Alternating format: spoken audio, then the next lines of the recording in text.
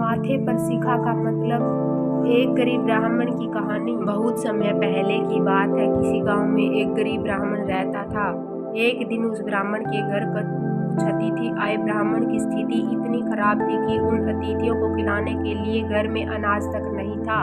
इस स्थिति को लेकर ही ब्राह्मण और उसकी पत्नी के बीच थोड़ी कहासुनी होने लगती है। ब्राह्मणी कहती है, तुम्हें पेट भरने योग्य अनाज कमाना भी नहीं आता। इसी का नतीजा है कि आज घर में अतिथि आ खड़े हुए हैं और हमारे पास उन्हें खिलाने के लिए कुछ भी नहीं है। इस पर ब्राह्मण अपनी पत्नी से कहता है, कल कर्क संक्रांति है, मैं कल भिक्षा लेने के लिए दूसरे गांव जाऊंगा।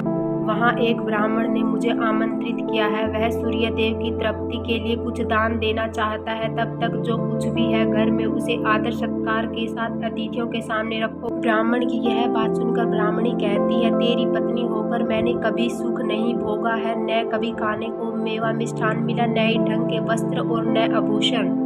आज तू कह रहा है कि जो भी घर में पड़ा हो तो अतिथियों के समक्ष रख दो। जब कुछ है ही नहीं तो मैं उनके सामने क्या रख दूं? पड़े हैं तो बस एक मुट्ठी तिल, तो क्या अतिथियों के सामने सूखे तिल रखना अच्छा लगेगा? पत्नी की यह बात सुनकर ब्राह्मण कहता है, ब्राह्मणी, तुम्हें ऐसा बिल्कुल भी नहीं कहना चाहिए। कारण यह है कि इच्छा के अनुसार किसी भी मनुष्य को धन की प्राप्ति नहीं होती और जरूरत है तो पेट भरना और पेट भरने योग्य अनाज में ले ही आता हूँ।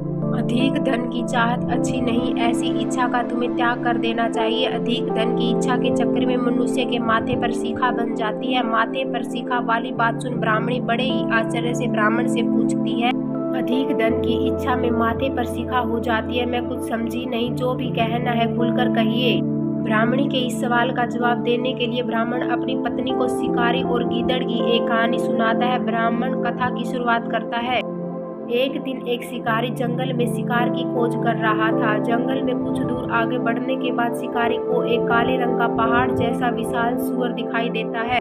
सूअर को देखते ही शिकारी अपना धनुष उठा लेता है और कमान खींचते हुए सूअर पर निशाना लगा देता है। कमान से निकला हुआ तीर तीव्र गति से सूअर को घायल कर देता है। घायल होने पर सूअर चिंघाड़ता हुआ शिकारी पर पलटवार कर देता है। सूअर के तीखे दांतों से शिकारी का पेट फट जाता है। इस तरह शिकारी और शिकार दोनों का ही अंत हो जाता है। इसी बीच खाने की तलाश में भटकता हुआ एक भूखा गीदड़ वहां से होकर गुजरता है। वहां शिकारी और सूअर का शव पड़ा हुआ था।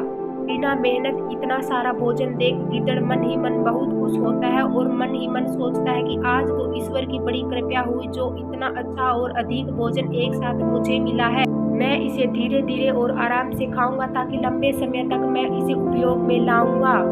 इस तरह मैं इस भोजन के साथ लंबे समय तक अपनी भूख को शांत रख पाऊंगा। सभी बातों पर का विचार करते हुए गिद्दड़ सबसे पहले छोटी छोटी चीजों को खाना शुरू करता है। तभी उसे शिकारी के मृत शरीर के पास धनुष पड़ा दिखता है। गीदड़ के मन में पहले उसे ही खाने का विचार आता है और वह धनुष पर चढ़ी डोर को चबाने लगता है। गीदड़ के चबाने से धनुष पर चढ़ी डोर टूट जाती है और उस डोर के टूटने पर धनुष का एक सिरा वेग के साथ गीदड़ के माथे को भेदता हुआ ऊपर निकल जाता है।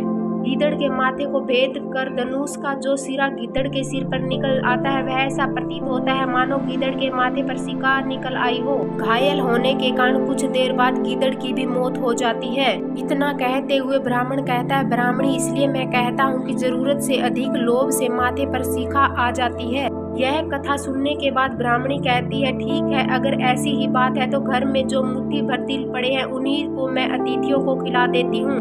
ब्राह्मणी की यह बात सुनकर ब्राह्मण संतुष्ट होता है और भिक्षा मांगने के लिए घर से बाहर निकल जाता है। वहीं ब्राह्मणी भी घर में पड़े तिल को धूप में सुखाने के लिए फैला देती है।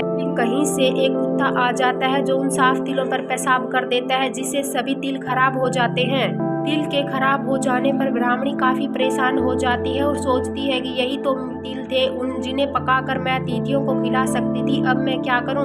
काफी देर सोचने के बाद ब्राह्मणी को एक तरीका सूझा। उसने सोचा कि अगर वह गंदे तिलों के बदले साफ तिल देने की बात कहेगी तो कोई भी आसानी से मान जाएगा। साथ ही किसी को भी इन तिलों के खराब होने की बात पता नहीं चलेगी। इस विचार के साथ वह उन तिलों को लेकर घर घर घूमने लगी। ब्राह्मणी की यह बात सुनकर एक महिला वह तिल लेने के लिए तैयार हो गई, लेकिन उस महिला का पुत्र अर्थशास्त्र पढ़ा हुआ था। उसने अपनी माँ से कहा कि इन तिलों में जरूर कोई न कोई खोट होगा, वरना कोई साफ सुथरे तिलों को गंदे तिलों के बदले देने के लिए तैयार होगा। पुत्र की यह बात सुनकर महिला ने ब्राह्मणी के तिलों को लेने से मना कर दिया। यह कहानी हमें सिखाती है कि हमारे पास जो भी होता है हमें उसी से सुखी रहना चाहिए। किसी के पास ज़्यादा चीज़ देखकर दुखी नहीं होना चाहिए। वीडियो अच्छी लगी तो कृपया लाइक और चैनल को सब्सक्राइब करें।